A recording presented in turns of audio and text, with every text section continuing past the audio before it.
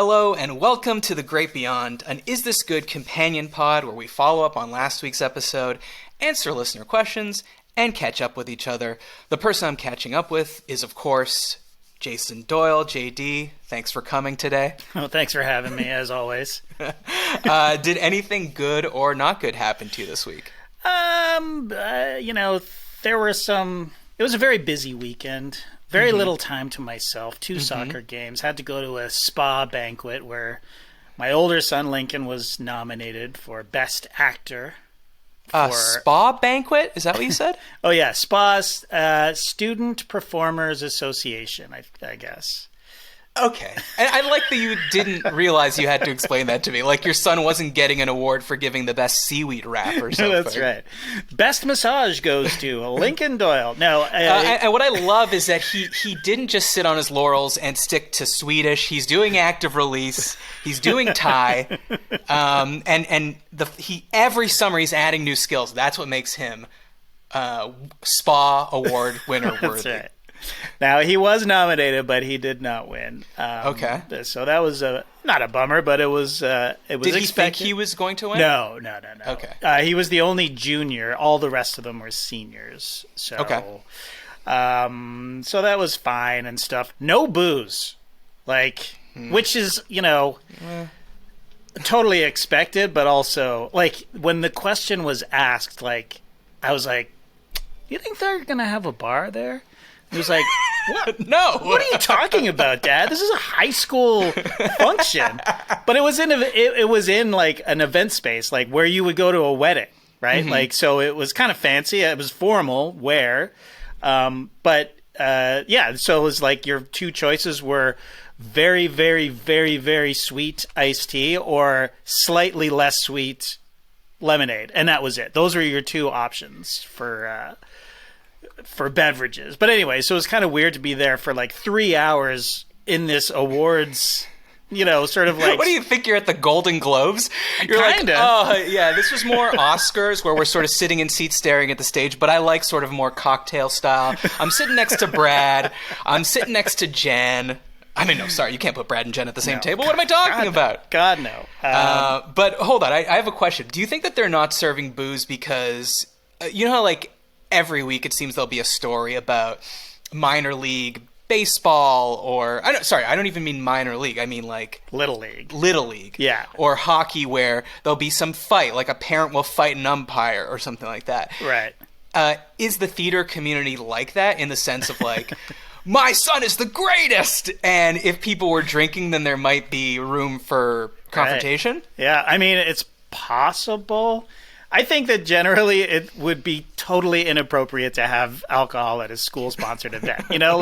All the teachers were there, the principal was there, and they don't mess around there. They're very, very straight-laced. I mean, it would have been one of those things where if there was a bar, that would have been, oh, this is a nice surprise. Great, a cash bar. I'm going to have treat myself to, whatever, a glass of wine while we're enjoying the festivities. Mm-hmm. But there wasn't, and it was fine. But It made the night a little longer. You know what I'm saying? So this is your not good?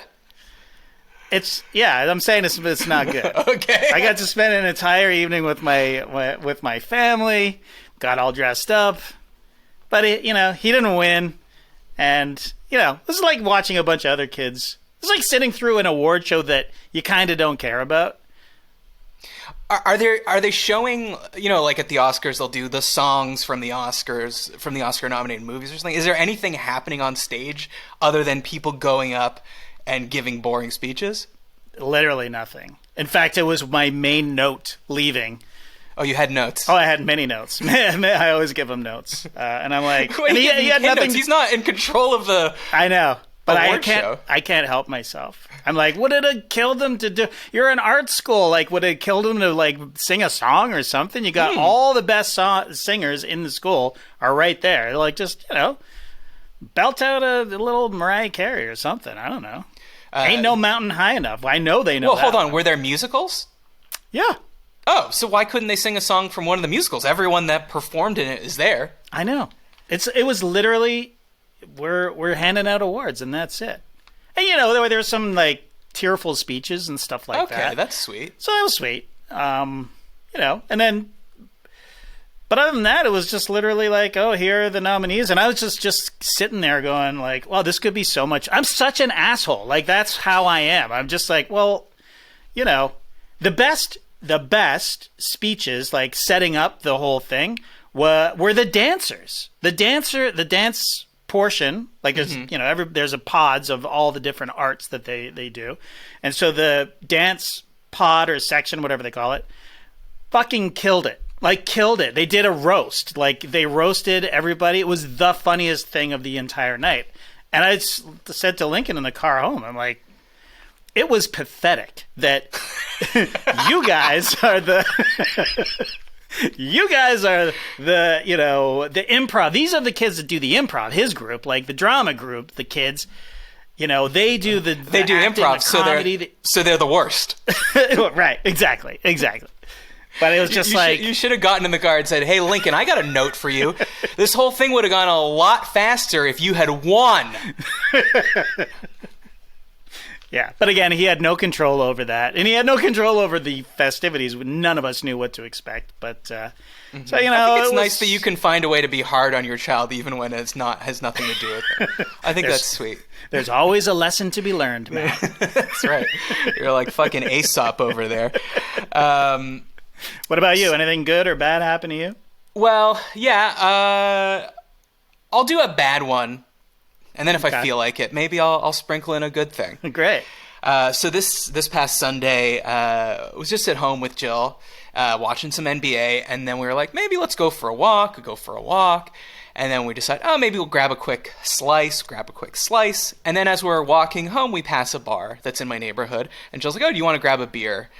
Before we go back, and I kind of got the Sunday scaries. I'm like, I don't really want to, but figured, sure. What do you mean by Sunday scaries? Like the anxiety of Monday starting was I productive enough last week? I got a lot to do this week. You give yourself the pep talk. Yeah. This week I'm not gonna eat like shit. I'm gonna exercise more than I did last week. Sure. I'm going to drink less. Going to knock these things off my to-do list. Then you wake up Monday morning, you're like, I shan't be doing that. So we go in for a beer, and there's a bouncer, which kind of surprised me because it's kind of like a dive-ish bar. And again, it's like 6 p.m. on a Sunday. It's bright sun out. Like, doesn't feel like there's any danger afoot. Right. This is walking distance to your place, I assume? Yeah. Okay. So we walk in, and the bouncer goes to someone behind him. It wasn't even clear to me if that person worked there, was just a friend, just someone he was talking to when he walked in. So he goes, yo, check this out. Like calling the guy over. And I'm like, oh, I hate this already. I don't know what's going to happen, but I hate this. So he goes, let me see your IDs. Okay. So I take out my ID. Jill takes out her ID. Holding them both in his hands, like holding them up to the light, like hemming and hawing. Wow. And he goes, now this is interesting. And honestly, when he said, now this is interesting, I honestly was going to go, all right, we're good. And just like take the ID back and just walk out. There's like 4 more bars we would have passed on the way home. I almost did it, but I didn't want to I didn't want Jill to be upset and be like, why'd you overreact like that? I was like, I don't know. It's just I'm tired. I don't want to deal with a bouncer telling me that something is interesting about my ID. Mm-hmm. So then he goes from like his like professorial hemming and hawing to like a bit of a twinkle in his eye and a smile on his face, and he goes, now which one of you smiled in your driver's license pic? So I'm like, I don't want to participate in this, so I go, not me. And Jill goes, and by the way, Jill, who's not into this sort of thing either. Yeah. Sometimes maybe even less than I am. So she goes, well, then I guess it's me? And the guy chuckles to himself, turns to the guy behind him that he was, talking to before, and he goes, neither of you were. And then he hands us our IDs and goes, all right, now get on in there. That's how you do it. I'm like, God. Oh my God, no bouncer bits. No bouncer bits. Fucking LA, man. No, but I'm telling you, it wasn't like this guy was like a young actor. He was an older gentleman. He was not an actor. Like, this could have happened anywhere, JD. Yeah, I guess. But yeah, you're right. There's enough anxiety. It's handing your ID over as a 40-plus-year-old man. Yeah. It's already fraught with... Embarrassing. There's a bit of an age difference with Jill, too. Maybe that'll be like, you could do better than this, old fart. Okay, but it doesn't quite end there, because this is bouncer bits, they go wrong. Yeah. Okay, so we have our one beer. Okay. Hashtag Zach Lowe. And as we're leaving, there's a guy and a girl, let's assume they're a couple, handing their IDs to the very same bouncer. On your way out. This is on the way out. Okay. And, it's like a big double door, so we kind of go to their right. Like, we're just walk past them. Right. And as we're walking past, the guy says, "Excuse me." And I was like, in my head, I'm like, you don't need to say excuse me. We're just leaving. Like, there's plenty of room here, sir. Right? But they're engaged in the bouncer pit. And then as we're leaving, now suddenly Jill's pissed off. And she's like, the fuck? That was so rude of that guy to say. And I was like, what? Why? He just said, excuse me. She's like, no, you didn't hear him. He said, you just had to say, excuse me, as if like we're... like, pushing him out of the way. But there was enough room to walk by without getting anywhere near him.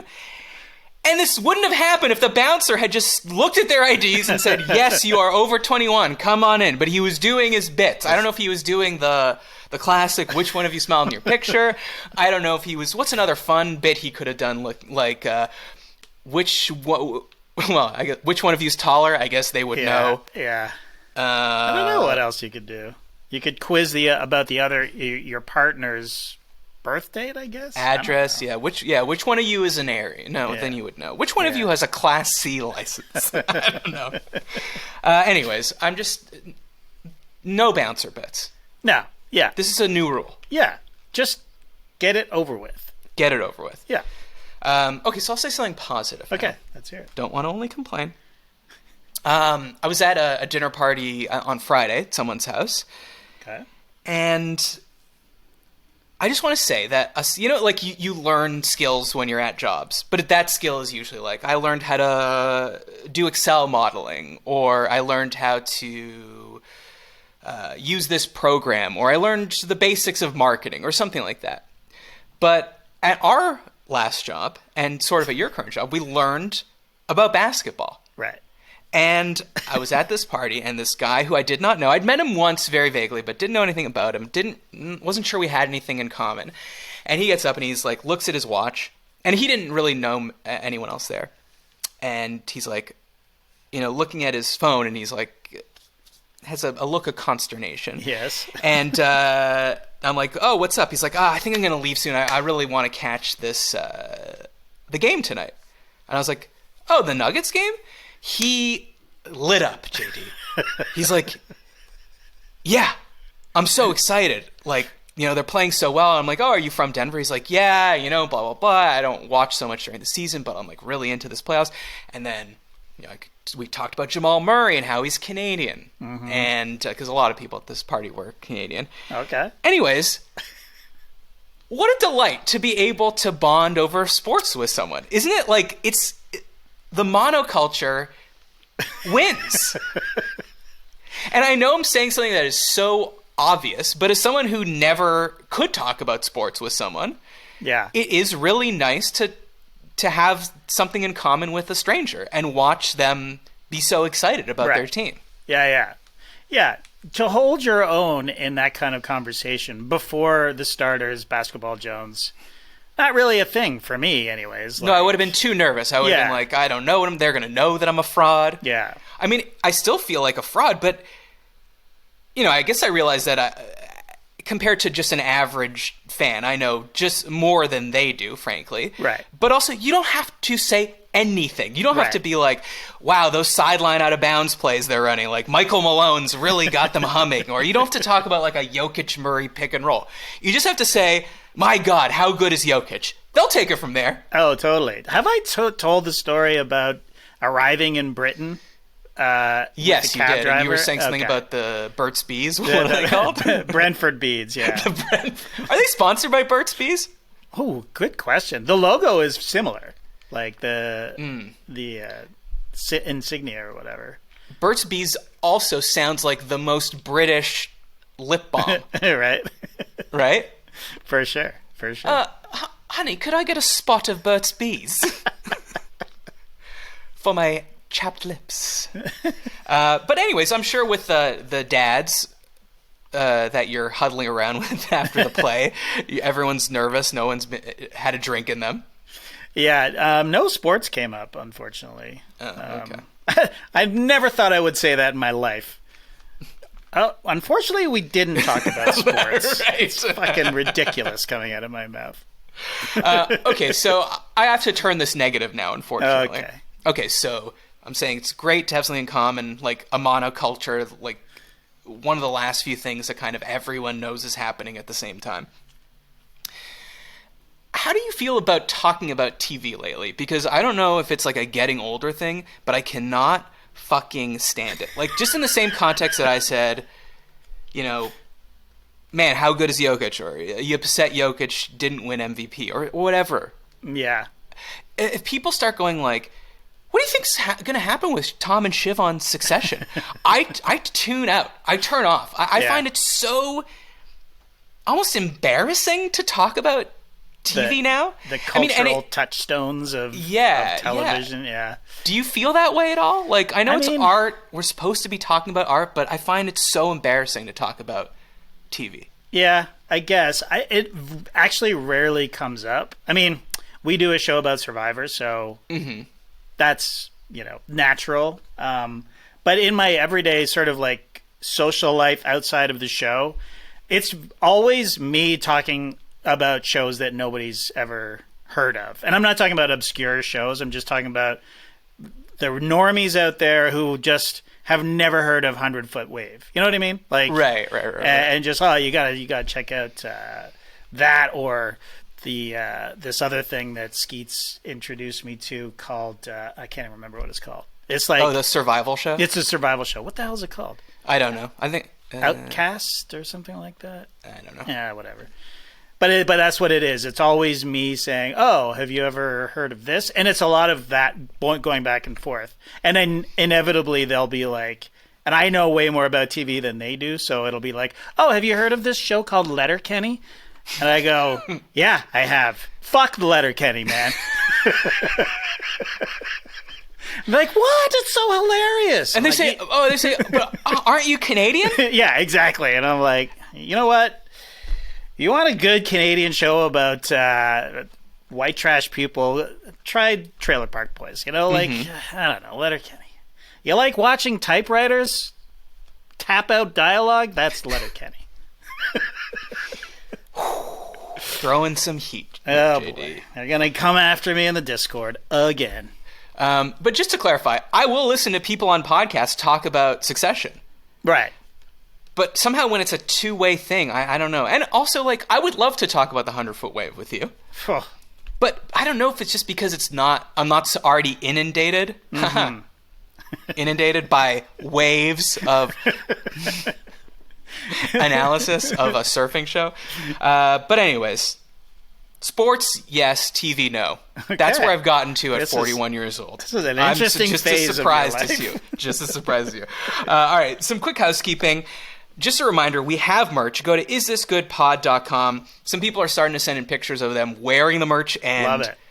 Like, the most people sent an email saying we love the show. But this is somehow the most delightful thing. Someone wearing the T-shirt.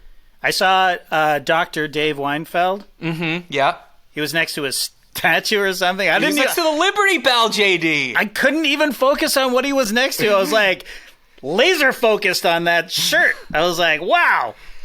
Okay, you just gave me an idea. We'd definitely be canceled for this. But what if we got like an XXL shirt? Okay. And we put it over the Liberty Bell. That's marketing. Okay, and we even cut, scissored it up right where that crack is. Yeah, let's do it. Yeah. Why do we get canceled for that? Well, I think it's like one of those American totems that they get pretty offended if you shit on, or you like if you put. Okay. This is it. We put is this good shirt on things that's sort of like entreating people to ask, is this thing good? Like the Statue of Liberty, she's wearing an "Is this good" T-shirt. Right. And then we have to ask, is this good? Well, we don't, and we just Photoshop it on there. No. Oh, you want like an actual T-shirt? Yeah, I want to be like, what's that guy, Christos, that art guy that just wraps things in fabric? He's like, you like the Arc de Triomphe? You like the detailed architecture, the stone masonry? Well, you're going to like it even more when we cover it up. Wow. We cover it up with velvet. Get Jamie on the phone. It is kind of... what do you think about that guy? Didn't he like Christos wrap or Central Jamie Park? Mottram? Okay. Settle this. Who's a better artist? Jamie Mottram, who designs T-shirts for BreakingT.com, or Christos, who wraps random shit up in priceless landmarks in fabric? It's a question a lot of people have been asking. Yeah. Give me Jamie. Give me Jamie. Give you Jamie, man. Okay, so go buy that merch. Send her the pictures. Again, that's isthisgoodpod.com. Send me emails at isthisgoodpod@gmail.com. Could always use some good emails, some good Settle This emails. Subscribe to Is This Good on YouTube. Leave a review on Apple Podcasts. And, of course, join our Patreon. Patreon.com/isthisgood. Be a p-hound. We're having a lot of fun over there on the Discord. Our next live stream hangout is near the end of May, so you got some time to join. That'll be super fun. A little follow-up on last week's episode, which was a banger of an episode, JD. We had Ariel Hawani on, the MMA journalist. He's on HBO. He's on Showtime. He's got a podcast on The Ringer. He's got a podcast on Vox. As I said, very annoying. He's doing too much. I don't know anything about MMA, but I feel like I could do at least one of those jobs. Yeah, probably. Actually, we are about to release a clip of me asking, the Barbara Walters of MMA, the most known, reputed MMA journalist, if you can tickle someone in the octagon. And what I like most about this clip is, if all you do is watch the clip, it seems like he is so annoyed at me. Really? Like I say, can you tickle someone in MMA? And there's just like a long pause, and he's just like, well, I guess there's not technically a rule about it. I didn't read it like that at all. I thought he wasn't annoyed. He was having a great time. But I just think in that 30 seconds, it looks like he's like, oh my God, why did I agree to go on this show? Yeah, but he took it very seriously and gave a very thoughtful answer. That's what I love about it. Yeah, no, it's great. So we talked about hugging people that you meet for the first time. We did some great pick your poisons about him and Dana White, as they have a contentious relationship, whether they'd like to go on a road trip together or help him move, and let Dana wear shoes in Ariel's house, which Ariel hates. But the first thing we discussed is pronouncing multicultural foods in the appropriate accent. Mm-hmm. So this was basically like, in America, do you say croissant because that's the way everyone pronounces it? That's the way the person at Dunkin' Donuts handing you the croissant is going to know what to say. Or do you go up and say, I will have a croissant? So just a few things to follow up. So Cam G wrote, hold on, did you actually get through the whole topic without mentioning LaCroix? The company insists it's pronounced LaCroix, but really, it should be LaCroix. Yes. Which, when it first came out, that's what I was calling it. And I was ridiculed, JD. Ridiculed by these, because we were in America when it came out. Yeah. What a brag. I was in America when LaCroix came out. Get on my knee, grandchild. This is before they had all the flavors. This is before they had the tall, thin cans, okay? There was lemon. There was lime. What's even worse than being ridiculed for it, for pronouncing it La Croix, was the amount of people that I corrected who were calling it what it was actually supposed to be called, LaCroix. And I'm like, it's pronounced La Croix, obviously. And I look back at every incident of that, and I'm mortified, absolutely mortified. And to be honest, when we were talking about that, LaCroix did come to mind, but you guys were talking, and I couldn't find a way in there to, there we had enough. We had enough skits and bits going. I mean, the first 15 minutes of the podcast is just saying a word, a food, and then saying different ways you could pronounce it. But something I came across this week, which would have been so perfect to bring up, and just like you're talking about, like trying to correct people and tell them it's LaCroix, as we said on that show, have a little bit of humility, because there's always another word in that culture that you do not know how to pronounce. Okay. Right. So this is from a profile of Don Lemon, recently fired CNN host Don Lemon. This is from a 200.15. What I mean to say is 2015, the year 2015. Mm-hmm. It's a profile in GQ by the writer Taffy Brodesser Acker. You might know her. She wrote Fleischman's in Trouble, which also became a TV show. Yeah. We can't talk about. Yeah. Because talking about TV is lame. All right, so this is from the profile. So in the profile, they're debating whether they should order dessert. She wants to order dessert at this lunch where she's interviewing him. Right. And, because he's on TV, he's trying to keep his physique. He says, I don't really think I should eat dessert. Okay, but now I'm going to start quoting from the article. The negotiation. He'll do it, but it'll have to be light. I look up and down the menu and suggest that the sorbet looks promising, given his totally understandable criteria. He leans in, big warm smile, not wanting to correct me, but needing to. Sorbet, he says, like a news anchor. It's pronounced sorbet. Sorbet? I repeat, shaky. I smile, not quite understanding the joke. Sorbet, he says with the confidence of a man who informs hundreds of thousands of Americans each night about what is happening across this land, as well as many others. It's pronounced sorbet. Sorbet? Could he be right? I've been saying it like a French word for years, like a complete asshole. Have I, a native English speaker, a graduate of a 4-year college, a frequent eater of frozen desserts, been mispronouncing it this whole time? And yet, when Don Lemon says this to me, I am sure that he is sure of it. And who can we turn to if not our news anchors? But now, here comes the waiter, and he asks if we've decided. And Don Lemon asks for sorbet, and the waiter looks at Lemon like, are you joking? I give the waiter the silent, wide-eyed micro head shake. No, he's serious, but proceed with caution.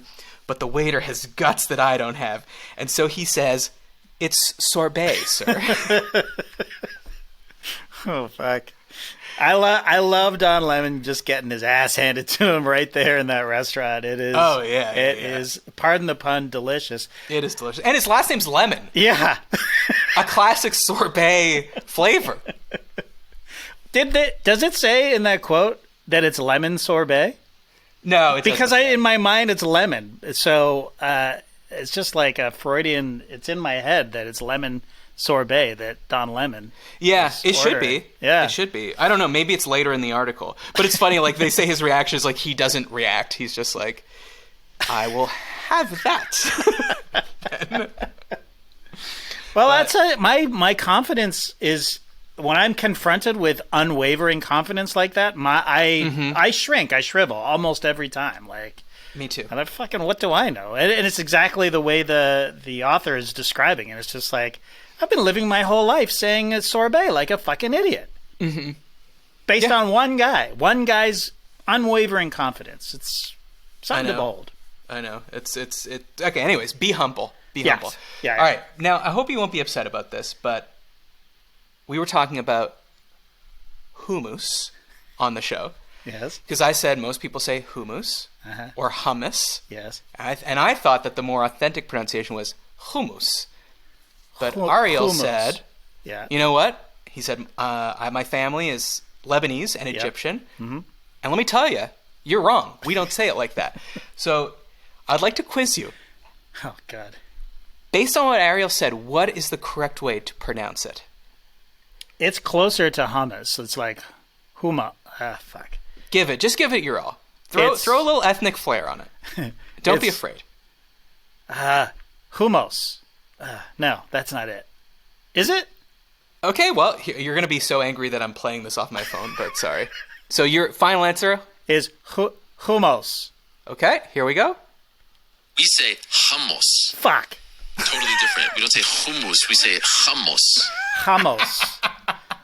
Hummus. You were genuinely furious when you got it wrong. I was trying to remember how he said it. I know. But it is. We just named 5 different ways to pronounce it. But that's closer to how I say it. Hummus. Yes. Hummus. How you say it. You don't say it like say that. hummus. You're saying it yeah. Okay. That's hummus. Yeah. Hummus. Correct. Yeah. Okay. Great. Anyways, go back and listen to that show if you haven't. It was a super fun episode. We were talking about sports earlier. How much NBA playoffs have you actually been watching? Be honest. I know you host or you produce an NBA show every year. I just want to know how much of it are you actually watching? Of the playoffs? Yes, playoffs. I watched, in total, probably about 1/4 of basketball. Okay, so for every 4 games that are played, you're watching one of them.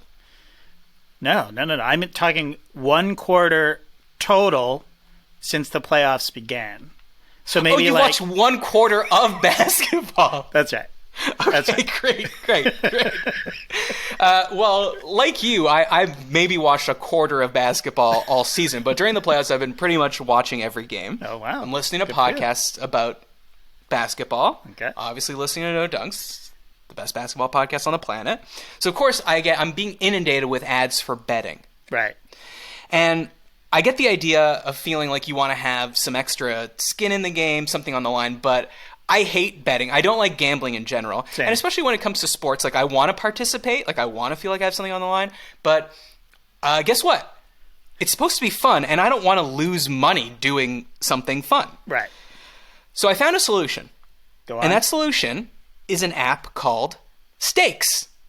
Okay. That's right. If I didn't say that, would you have even known that I've slipped seamlessly into a host-read ad, JD? I never would have known. You never would have guessed it. But listen, because I think this is a great way to feel like you're involved in the game without putting money down. So Stakes is a free sports prediction game where you answer daily questions to build your sports reputation. So just to show you how easy it is, I'm going to open the app on my phone right now, okay, and I'm going to ask you 4 questions. You ready? Just go with your gut. Oh, so you're going to input my answers?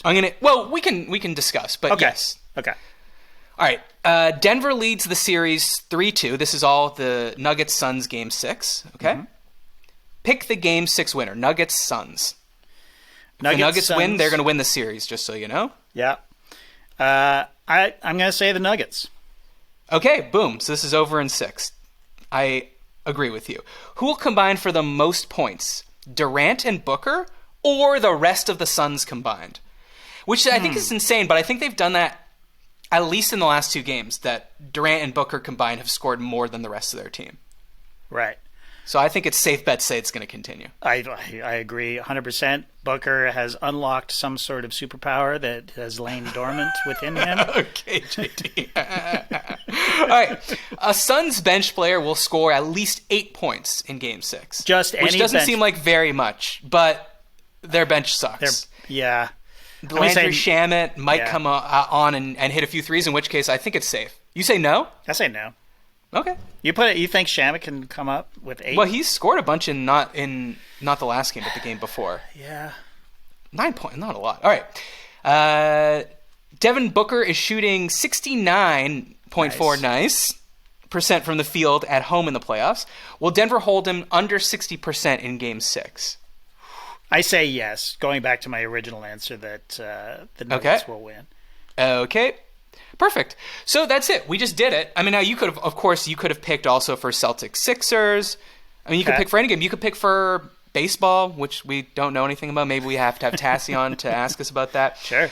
But you go on, you answer the questions, and that way you have a record of what you got right and what you got wrong. And then you can brag to your friends, hey, I told you the Nuggets were going to win. And so, yeah, but you're only saying that now. They said, no, look, download the Stakes app, and then you'll know for sure. So can I just tell you what you need to do to play? Yes, please. Like we just did? Yes. So if you're in Canada and the US, all you need to do, open up your phone, go to playwithstakes.com/isthisgood. That's how they know we sent you. Okay. A page is going to open up. You're going to download the app. You're going to make your picks.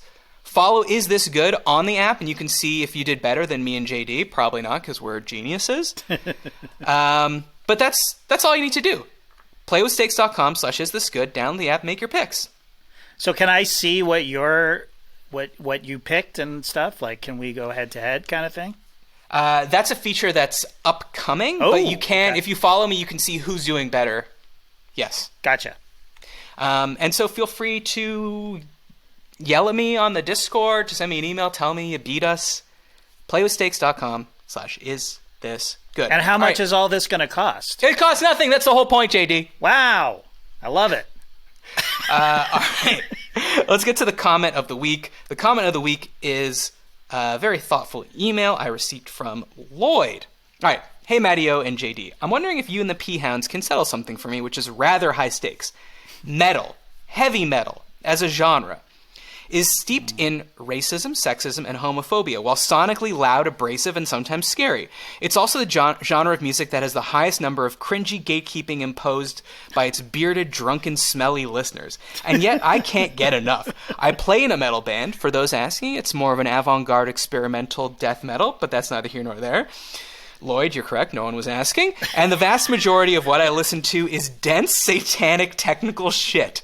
I'm a chill guy. In fact, I work as a counselor for college students. So is metal good? Have I been wrong this whole time? Love you guys, from Lloyd. I want to just take out this whole like racism, sexism, homophobia, because I don't really feel qualified to speak on that. I don't really know much about metal, which is kind of my point in asking this question. What I'm more interested in is, this is one of the most popular genres of music, certainly rock music, of the last 50 years. Like, Metallica is enormous, right? Still, like, an enormous draw. Like, Enter Sandman played at every stadium. I've never understood it. And I'm looking at a man who is wearing an Iron Maiden trucker cap. That's right. That's right. So, my question is, do you like metal, and what am I missing here? I mean, I do like heavy metal. I mean, it depends. I mean, I don't even know, like, what's this guy's name again? Sorry, Lloyd. Lloyd. Oh yeah, Lloyd Wabbit, right? Yeah. Yeah. That's literally like Elmer Fudd pronouncing rabbit.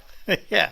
I thought of Bugs Bunny as like a mega musical writer, like Andrew Lloyd Wabbit or something, you know? Yeah. But anyway, yeah, for sure. Do you want me to play his metal I band? listened to it. So do you don't want me to play it off my phone into the microphone? Definitely not. Now, okay, well, just start talking and I'll see if maybe I want to. Okay, if you feel that you must. I kind of feel like we should. What did he say? Experimental death metal. Yeah. He's into dense, satanic, technical shit. I feel like people are going to want to hear what this sounds like. Okay. They're called Hextrot. Hextrot? Yeah. Or Hexrot. Yeah, Hexrot. Oh my god. What's the name of the song you sent us? Gloomrot. Gloomrot, that's it. Okay. Well, I'll give you a choice. Do you want to hear Extant Offering? No. Of course, metal is so good. The names are so good. Gloomrot, Immolated and Inhumed. Yes. Or Reifying Impermanence. Well, Lloyd sent us the shortest one, so okay, play Gloomrot? that one. Yeah. Okay, yeah. Here we go. Oh, yeah. Okay, so I'm hearing riffage. For sure. You're hearing staccato, like almost math rocky, like different time signatures. Yeah, like every tempo time changes. signature. Yeah. Okay. Well, that's. Oh, a lot of dynamics, like the drums are dropping out. Yeah. Okay, that's all you get. It's complex. It's very technical. Very technical. It's like you're sort of like, when does the song begin? You know what I mean? Like it just feels when like does the song end? And when does it end? Exactly. And there's vocals on that song. Yeah. We should put a link to it in the show notes so people can actually check it out. Yeah. But the lyrics, honestly, it sounds technically good. Technically proficient. Yes. Hard to play for sure. Yeah. But that's not, like the kind of metal music that I'm into. It's like old Black Sabbath and old Iron Maiden and like, and I'm an old person, but this stuff is like, it's not pleasant to listen to me. Yeah. But I find that the people who do listen to that kind of music are the chillest people. It's like they get all of their emotional angst out through listening and playing this music, like. Well, but as a kid, did you, because it is sort of like a classic rebellion music, like an angry teen music. Is that when you got into it, and did you identify with it? I think so, yeah. I mean, it was definitely, this was back in the early 80s.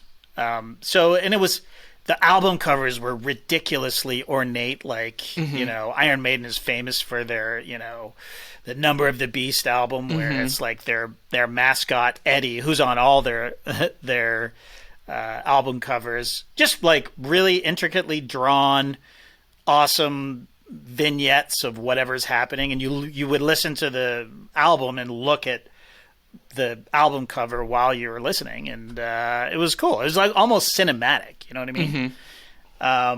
But also very straight ahead, like 1, 2, 3, 4, Right. Whittly guitar solos and crazy technical drums, but nothing like the death metal type stuff that guy's listening to. And another, there's like I sort of compare it to jazz, like really technical jazz, where it's kind of for other musicians. You know what I mean? Right. Where Right. you sit forward and you go, wow, that guy's really shredding, or that's really amazing what they're pulling off, but not necessarily pleasant to listen to. Yeah, no, for sure. But it's also, I find it, like you're talking about Sabbath, I find it funny how when things come out, they're considered like so heavy, like right. This is the heaviest music around right now. And then all that needs to happen is like a decade or 2 decades to go by, and it's suddenly just like classic rock. Right. It's like you'll hear like, Crazy Train or something. Yeah. At every basketball game, Every basketball game. Or even I remember like when Nirvana came out. I mean, I'm not like hipster enough to say I was into them during Bleach, but certainly like Nevermind. Yeah. And like Smells Like Teen Spirit was heavy, man. Like, right? Like those big pounding drums, totally. like distortion when it comes in. And now it's just like you hear it next to the Eagles. Like, right. Yeah. And it doesn't sound aggressive even anymore. I get, yeah. It's just mainstream. It's become mainstream, I guess. Yeah, which is yeah. sort of the thing. But again, those songs are like just very well written, straight ahead rock and roll music. I mean, right. Versus this more like shreddy, weird time signature. yeah, it's more ostentatious metal, Yeah. kind of. Yeah, Just that's almost it. like seeing how fast you can play, which is fucking hard. Like, Yeah, totally. Playing riffs at that speed is. yeah. And being is locked difficult. in with the bass and drums as well. I mean, like, Dong dong, yeah. dong dong. But like Nirvana. Speaking of Nirvana, you go back earlier to things like Husker Du and the Pixies. The Pixies are kind of like the grandfather of that kind of grungy sort of soft, loud type of music. So I mean, I found Weezer way heavier than Nirvana in a way. Like just bigger guitars. But Or it's so much Smashing more Pumpkin. melodic. Some of the Smashing Pumpkin stuff is very distorted. Totally. I think Husker Du is heavier than the Pixies, to be honest. Oh, 100%. And they like so badly recorded. Like like they can't. The microphones in the studio couldn't handle the volume, the literal volume of the amps that are being played. Like it's horribly engineered music, but we love it. I fucking love folks. it. We I love it. So, right, so the question is metal good? Is metal good? The answer is yes. The metal's good. Yeah, I agree with you. Even though I don't like it, it's got to be good. It's like a 50,000 Elvis fans can't be wrong kind of thing, right? I think so. Yes. And one last question: Did you fear the devil? Like when you would say you were looking at the Iron Maiden album, were you like, whoa, this is scary? Yeah, that's the thing. Like there was, because I was like 10 when Number of the Beast came out, 10 or 9 even. It was just like, this is devil. This is literal devil music. And now it's just like, the devil is a red cartoon character. Like, but that's that's what happens when you listen to it, because it's like, oh, it's just music. It's just like awesome music. Like Crazy Train, there's a backwards satanic message on Crazy Train. what does it say? I have no idea. I would never have the balls to to listen to it backwards. It probably doesn't say anything. There's a Barry Paul. Yeah, exactly. There's a Sympathy for the Devil has a backwards message on it. That's true. Sympathy for the Devil's a badass song, but I wouldn't call it heavy. But probably for the time it was... probably Heavy? not even. That's not even one of their heavier songs. And it's got a toot-toot. Yeah. So, no. But it's literally about the devil. It is literally and about having the devil. sympathy for the devil. I would say that's radical, controversial. For the time, probably. I have some good news for you, JD. So I responded to Lloyd, as I respond to everyone that emails in. Okay, so send me some emails. He said, tell JD his kids' band can open for us on our next tour. Awesome. So that's big. Lincoln coming out of a big loss at the Spa Awards. He needs something to brighten his day. What's the heaviest song they play? What's it called? System of a Down song. Wake Up! Yeah, that one. Yeah, why can't I think of what it's called either? What is it called? Toxicity? No, that's the name of the album. Okay, talk for 3 seconds. I'm going to tell you because people are doing the dishes, screaming the name. I'm just trying to imagine their band Mongo Pretty opening up for this death metal. Chop Suey! Exclamation God damn point. it, how did? It's embarrassing. That's very embarrassing. I'm just trying to picture their band in front of this crowd of like hardcore metalheads going, what am I? What they're playing? Careless Whisper up. Okay, well they're gonna have to get into some heavier material. I want to hear some Slayer, some Megadeth, some Pantera, maybe. That was. They got long hair. They could do that thing where they definitely could. They look like metalheads. They do look like metalheads. Yeah, and they kind of are, I guess. But their band has no genre. That's the thing. I mean, like Faith No More, which was a pretty heavy band back in the day. Yeah, they would do the Commodores Easy, and they would be like, and Mike Patton would come out and he'd be like, "You guys ready for the cover?" And because they had released a cover of War Pigs, right? And he would totally troll the audience, be like, "Here comes the cover," and you think it's going to be War Pigs, and they play Easy by the Commodores, like note for note, like they don't even. It's like the Commodores are playing. This is like as in Easy as Sunday Morning? Yeah, Easy as Sunday Morning. Oh, wow. You look it up. They released it as a single. It's like spot on. Well, respect to them. Yeah. Maybe your kids should cover that too. I've suggested it more than once. All right. That's the show for today. We got a great show coming out next week, though. CJ Toledano. He's a stand-up comedian. He's super into basketball. He's done some stuff with Turner. He is a sports-focused production company where he's been doing some shit for Nike that we'll get into. I'm not quite sure what it is. Nice. But super funny guy. He's coming on. Go back and listen to the episode with Ariel. And look, I'm mispronouncing his name now. Ariel? I thought I mispronounced Ariel. his name. Is it Ariel or Ariel? Well, Ariel. I think it's Ariel, but that's also The Little Mermaid is Ariel. Yeah, but that's... or is it Ariel? No. I don't We've know. gone too far, JD. Email us at isthisgoodpod@gmail.com. Subscribe everywhere. Leave a review on Apple Podcasts. Subscribe on Patreon. This was JD and Matt reaching out from the great beyond. And we'll see you next week.